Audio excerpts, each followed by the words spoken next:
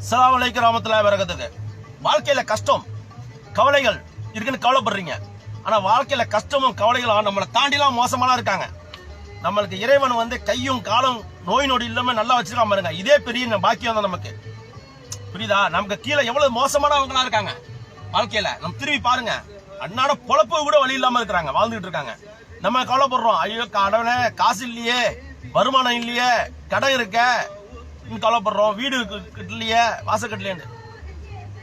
நமக்கு கீழே வீடு கூட இல்லாம ரோட்ல படுத்து தூங்குறவங்க எவ்வளவு பேர் வாழ்ந்துட்டு இருக்காங்க. அதனால நம்மகிட்ட இருக்கு, ஆண்டவன் கை கால நல்லதமா படைச்சிருக்கான். அந்த கை கால நல்லதமா படைச்சிருக்கான ஊனம் இல்லாம இதுக்கே பெரிய ஆண்டவன் நன்றி சொல்லுங்க. கவலை கடந்து சொல்லுங்க, கஷ்டத்தை நவத்தி வைங்க, கடந்து செல்வோம். கீழே உள்ளவங்களை பார்த்து வாழுங்க. வாழ்க்கைன்னா கஷ்டம் இருக்குன்னு, கஷ்டம் தான் வாழ்க்கை. தாய் தப்பா காசு சம்பாரிச்சு வச்சிருப்பாங்க, ஆனா அது வந்து வாழ்றது வாழ்க்கை இல்ல. நம்ம கஷ்டப்பட்டு உழைச்சி அடிபட்டு வெளில வரோம்ல, அதுதான் வாழ்க்கை. ஓகேயா? பாய்.